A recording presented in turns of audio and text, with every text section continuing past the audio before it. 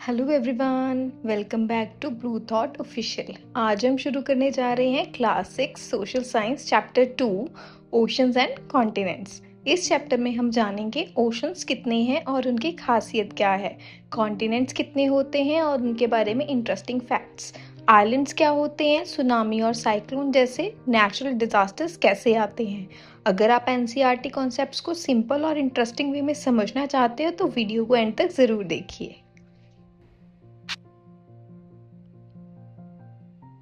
Earth from space. ये photo अर्थ को space से दिखाती है जो लूनर रिकॉनोसेंस ऑर्बिटर ने ली थी। ये लूनर रिकॉनोसेंस ऑर्बिटर एक रोबोटिक स्पेसक्राफ्ट है जो अर्थ की मैपिंग कर रहा है कंटिन्यूसली सिंस जून 2009। इस व्यू में हम देख सकते हैं कि पैसिफिक ओशन सेंटर में है, अफ्रीका लेफ्ट साइड पर है, इंडिया और एशिया का कुछ हिस्सा ऊपर की तरफ दिख रहा है, ऑस्ट्रेलिया राइट साइड पर है, अंटार्कटिका नीचे की तरफ है। सो स्पेस से अर्थ एक ब्लू प्लैनेट की तरह दिखती है जिसमें पैसिफिक ओशन सेंटर में और अलग अलग कॉन्टिनेंट्स उसके आसपास नजर आते हैं। जब हम ग्लोब को घुमाते हैं या अर्थ की स्पेस से फोटो देखते हैं, सबसे ज्यादा ब्लू कलर ही नजर आता है। ब्लू कलर वाटर को भी रिप्रेजेंट करता है। अर्थ की approximately third fourth surface water से कवर्ड है, इसलिए अर्थ को ब्लू प्लेनेट कहा जाता है। ग्लोब पर सबसे बड़ा वाटर बॉडीज को ओशन कहते हैं। ब्राउन कलर लैंड को रिप्रेजेंट करता है जो अर्थ के अप्रोक्सीमेटली 1/4 सरफेस कवर करता है। बड़े लैंड एरिया को लैंड मास और बहुत बड़े कॉन्टिन्यूस लैंड एरिया को कॉन्टिनेंट कहा जाता है। ओशंस और कॉन्टिनेंट्स अर्थ के क्लाइमेट को अफेक्ट करते हैं और प्लांट्स, एनिमल्स और ह्यूमंस की लाइफ पर डीप इफेक्ट डालते हैं। डोंट मिस आउट में here we can see that emblem of Indian Navy. Indian navy के इस एम्बलम पर लिखा हुआ है शम नो वरुणा। जो हमारा मोटो है शम नो वरुणा, इसमें जो वरुणा है उसका मीनिंग होता है कि वैदिक टाइम्स के एक डीटी जो ओशंस, स्काई और वाटर से एसोसिएटेड है। और इस पूरे मोटो का मीनिंग अगर हम देखें तो उसमें प्रेयर टुवर्ड्स वरुणा होती है, that be auspicious to us O Varuna. So इस मोटो से इंडिया के मैरीटाइम ट्रेडिशंस, जिसमें मैरीटाइम मीन समुद्री and traditions mean practices related to the sea and navigation और ओशंस के टुवर्ड्स रिस्पेक्ट का पता चलता है। So come to the next topic, that is the distribution of water and land on the earth. Oceans and continents northern hemisphere और southern hemisphere में equally distributed नहीं है। नॉर्थ पोल और साउथ पोल से देखे गए मैप से ये डिफरेंस एग्जैक्टली समझ आता है। मैप्स में ब्लू कलर ओशंस को दिखाता है। ओशंस के छोटे डायमेंशंस को डिफरेंट नेम्स दिए गए हैं जो हैं सी, बे, गल्फ। सी ओशंस का एक छोटा पार्ट होता है जो लैंड के पास या कुछ हद तक लैंड से घिरा हुआ होता है। Example Arabian sea, bay of Bengal के पास वाला sea area. Next one is bay. Bay sea या ओशन का वो पार्ट होता है जो 3 तरफ से लैंड से घिरा हुआ होता है और एक तरफ से ओशन या सी से जुड़ा होता है। For example bay of Bengal. Keep in mind, bay आमतौर पर गल्फ से बड़ी होती है और इसका ओपनिंग माउथ ज्यादा वाइड होता है। Next one is the gulf. Gulf sea या ओशन का वो पार्ट होता है जो लैंड के अंदर तक एम्बेडेड होता है और ज्यादा तरफ से लैंड से घिरा हुआ होता है। For example gulf of Kutch, gulf of Mannar. And also keep in mind, gulf का ओपनिंग माउथ बे के कंपैरिजन में नॉर्मली नैरो होता है। सो इसके लिए हम एक निमोनिक भी लर्न कर सकते हैं, that is bay is broad, gulf goes deep. I am repeating this again, bay is broad, gulf goes deep. अब इसी पिक्चर से रिलेटेड हमारे पास कुछ लेट्स एक्सप्लोर में क्वेश्चंस हैं, उनको डिस्कस करते हैं। Circular lines in the map क्या होती हैं? हम इसको पुराने चैप्टर में पहले भी डिस्कस कर चुके हैं कि सर्कुलर लाइंस जो मैप में होती हैं उन्हें हम पैरेलल्स ऑफ लैटिट्यूड कहते हैं। उसके बाद है पोल्स से बाहर की तरफ निकलने वाली ये लाइंस क्या होती हैं? Meridians of longitude. किस हेमिस्फीयर में ज्यादा वाटर है? सदर्न हेमिस्फीयर में वाटर ज्यादा है। वाटर और लैंड का अप्रोक्सीमेट प्रोपोर्शन क्या है? नॉर्दर्न हेमिस्फीयर में अप्रोक्सीमेटली 60% वाटर है और 40% लैंड है। सदर्न हेमिस्फीयर में अप्रोक्सीमेटली 80% वाटर और 20% लैंड है। क्या सभी ओशंस कनेक्टेड है? जी हाँ, अर्थ के सभी ओशंस एक दूसरे से बिल्कुल ही कनेक्टेड और मिलकर एक ग्लोबल ओशन बनाते हैं। सो हम इसके लिए एक फन फैक्ट भी देख सकते हैं, that is the northern hemisphere को हम कभी कभी लैंड हेमिस्फीयर और सदर्न हेमिस्फीयर को हम कभी कभी वाटर हेमिस्फीयर भी कह सकते हैं, क्योंकि साउथ पे पानी का एरिया बहुत ज्यादा है। अर्थ का मोस्टली पानी ओशंस में पाया जाता है। ओशन वाटर सॉल्टी होता है, इसीलिए ह्यूमंस और मोस्टली लैंड एनिमल्स के पीने के लिए बिल्कुल भी सूटेबल नहीं होता है। फ्रेश वाटर अर्थ के टोटल वाटर का बहुत छोटा सा हिस्सा है, और इसीलिए हम फ्रेश वाटर जो है glaciers, rivers, lakes, atmosphere, underground water से ले सकते हैं। सो अर्थ पर बहुत सारा पानी तो है, लेकिन उसमें से सिर्फ अप्रोक्सीमेटली 3% ही फ्रेश वाटर है, और उसका भी मोस्टली जो पार्ट है ग्लेशियर और आइस कैप्स में ही जमा हुआ है। Now next topic is the 5 major oceans. Earth पर 5 मेजर ओशंस होते हैं, जिसमें पहली है Pacific ocean, Atlantic ocean, Indian ocean, Arctic ocean, and the fifth one is the southern और Antarctic ocean. Oceans are connected. Map पर oceans अलग अलग दिखाए जाते हैं, लेकिन एक्चुअल में ये सब आपस में कनेक्टेड है। ओशंस के बीच की बाउंड्रीज सिर्फ कन्वेंशंस यानी मैन मेड डिविजन्स हैं। सी वाटर कॉन्टिन्यूसली एक ओशन से दूसरी ओशन में फ्लो करता रहता है। So next topic is the rich marine life. अब ये रिच मरीन लाइफ के टॉपिक को डिस्कस करने से पहले हम कुछ की टर्म्स देख लेते हैं, जो कि है मरीन, फ्लोरा, फोना। मरीन जो होती है, जो चीजें ओशंस और सी से रिलेटेड होती है, वो सब चीजें हमारी मरीन के अंडर आती हैं। Next one is the flora. Flora किसी भी रीजन के प्लांट लाइफ को हम फ्लोरा बोलते हैं, और किसी भी रीजन के एनिमल लाइफ को हम फौना में काउंट करते हैं। सो ओशन में बहुत सारी इस तरह की बायोडाइवर्सिटी होती है। बायोडाइवर्सिटी में फ्लोरा एंड फोना दोनों आ जाते हैं। तो ओशन की बायोडाइवर्सिटी जो होती है, उसमें अगर हम मरीन फ्लोरा की बात करें तो उसकी प्लांट लाइफ होती है एल्गाई एंड द सीवीड्स, और इसी तरह अगर हम मरीन फौना की बात करें तो उसकी एनिमल लाइफ होगी colourful fishes, dolphins, whales, deep sea creatures. Now next one is the different ocean zones. Ocean की हर एक लेयर सरफेस से लेकर डीप ओशन तक अपने अलग अलग प्लांट्स और एनिमल्स को सपोर्ट करती रहती है। For a quick revision we can say total 5 oceans हैं, सभी ओशंस कनेक्टेड है। मरीन फ्लोरा में हम एल्गी और सीवीड्स को काउंट करते हैं, और मरीन फौना में हम फिश, डॉल्फिन, व्हेल्स एटसेट्रा इनको काउंट करते हैं। और हम इसका एक फन फैक्ट भी देख सकते हैं, जो कि है पैसिफिक ओशन दुनिया का सबसे बड़ा ओशन है और सबसे डीप ओशन है, जो अर्थ की सरफेस का अप्रोक्सीमेटली 1/3 पार्ट कवर करता है। अब इससे रिलेटेड हमारे पास एक सिंपल सी एक्सरसाइज है, जिसमें हम देखेंगे कि कौन सी ओशन, इन 5 ओशंस में से कौन सी ओशन जो है वो नॉर्दर्न हेमिस्फीयर में और सदर्न हेमिस्फीयर में होती है। तो इसके लिए हमें ज़्यादा हार्ड वर्क करने की ज़रूरत नहीं है, क्योंकि हम बहुत अच्छी तरह से देख चुके हैं मैप में कि जो हमारी पैसिफिक ओशन है, अटलांटिक ओशन है और इंडियन ओशन है, ये 3 ओशंस ऐसी हैं जो नॉर्दर्न हेमिस्फीयर और सदर्न हेमिस्फीयर दोनों को कवर करती हैं। तो इन दोनों के लिए तो हम दोनों ब्लॉक्स में टिक करेंगे। बट जो सदर्न ओशन है और हमारी आर्कटिक ओशन है, ये 2 ओशंस ऐसी हैं जो सिर्फ नॉर्दर्न और इधर सदर्न पार्ट को ही कवर करती हैं। जैसे कि सदर्न ओशन, जिसे हम अटलांटिक ओशन भी कहते हैं, ये सिर्फ हमारे सदर्न पार्ट में यानी सदर्न हेमिस्फीयर में, तभी इसका नेम भी सदर्न ओशन है। इसी तरह आर्कटिक ओशन जो है वो हमारे सिर्फ नॉर्दर्न हेमिस्फीयर में है, तो इस तरह से हम इसको कर सकते हैं। Next one is the important points. Pacific ocean is the largest ocean, Atlantic Ocean is the second largest ocean, Indian Ocean is the third largest ocean, Southern Ocean is the fourth largest ocean, Arctic Ocean is the smallest ocean. So Pacific is the largest, Atlantic is the second largest, Indian is the third largest, Southern is the fourth largest and Arctic is the smallest ocean. इसके लिए हम एक mnemonic भी देख सकते हैं, just easy way to remember the order of the oceans according to their size, and the mnemonic होगा PASA, where P stands for Pacific, A stands for the Atlantic, E stands for the Indian, and S stands for the Southern, and A stands for the Arctic again. So in this way आप इस mnemonic के वे से भी oceans के sizes के accordingly इस mnemonic को learn कर सकते हैं। Then next one is it don't miss out. Now don't miss out में आपको इंडियन ओशन की बाउंड्रीज के बारे में बताया गया कि जो हमारी इंडियन ओशन है that was the important ocean for us, क्योंकि ये एक ऐसी ओशन है जिसका एक कॉन्टिनेंट से नेम है। तो इंडियन ओशन जो है वो बाउंड्रीज, उसकी जो बाउंड्रीज हैं वो इस तरीके से हैं। इंडियन ओशन के नॉर्थ में एशिया है, वेस्ट में अफ्रीका है, ईस्ट में ऑस्ट्रेलिया एंड साउथ में सदर्न ओशन है। तो आप अगर मैप में देखेंगे तो आपको इजीली ये सब चीजें क्लियर होंगी।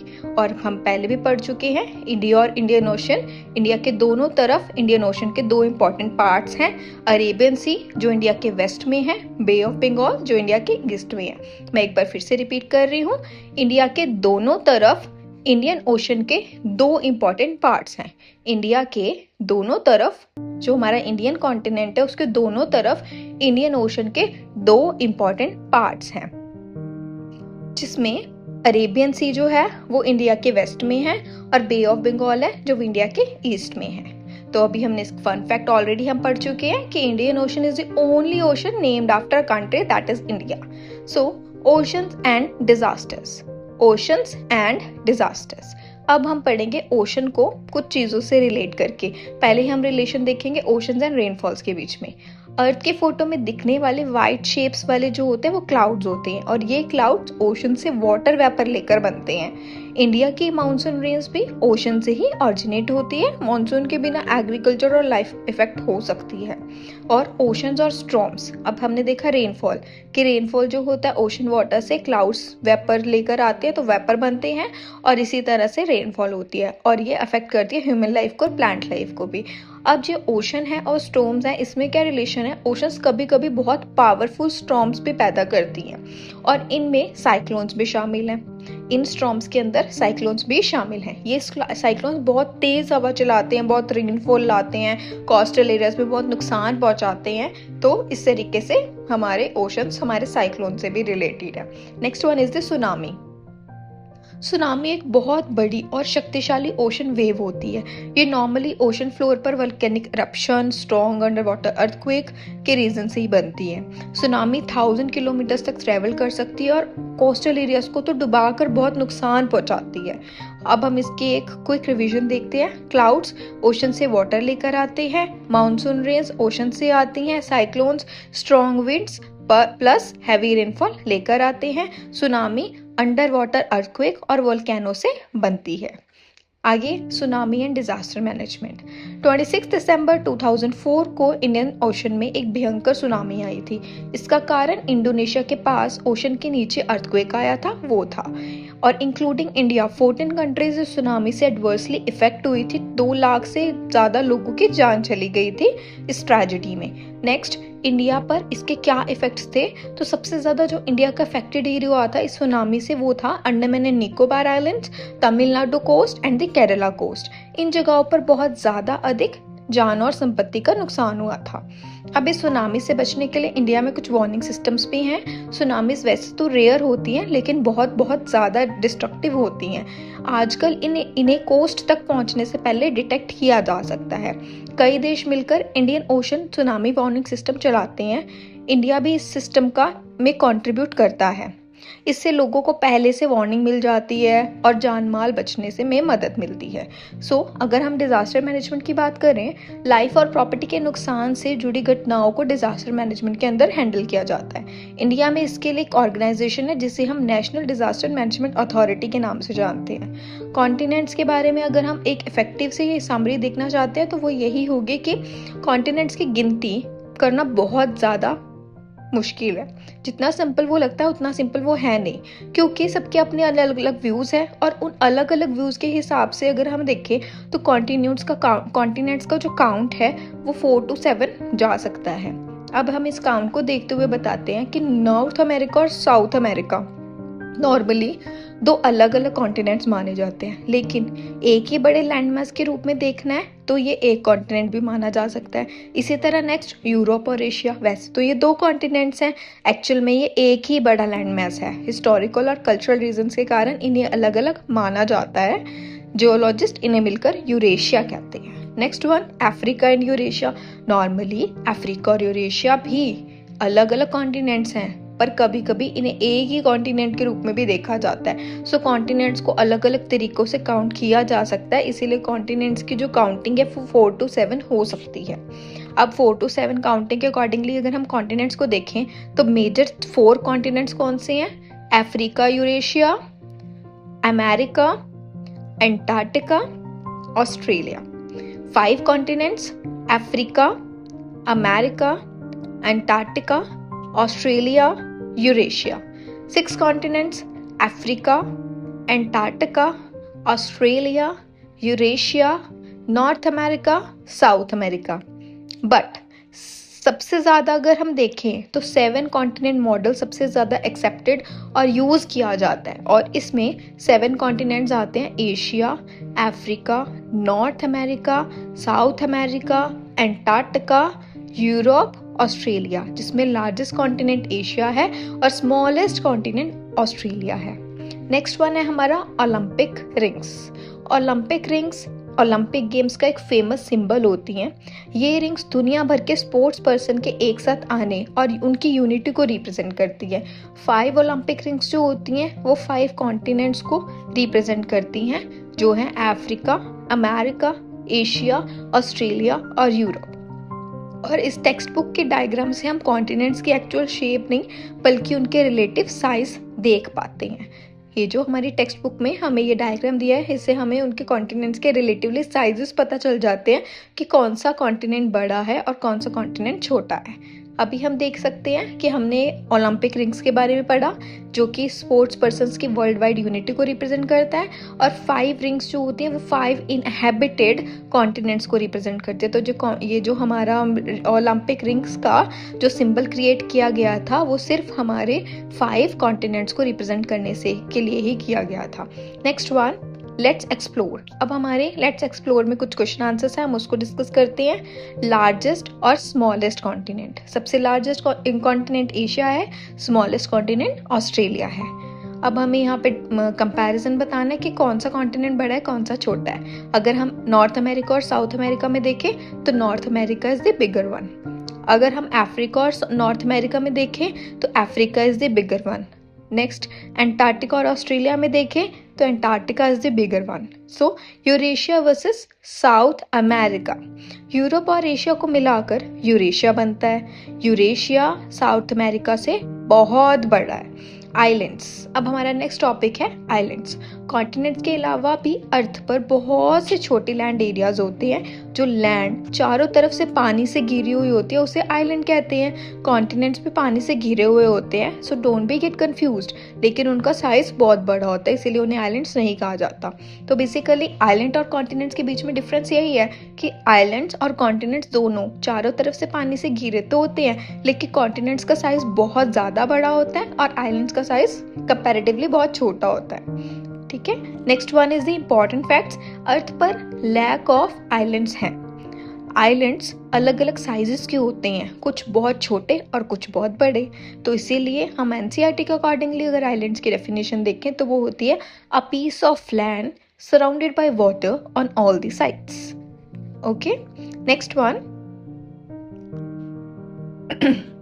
Now just talk about the largest island.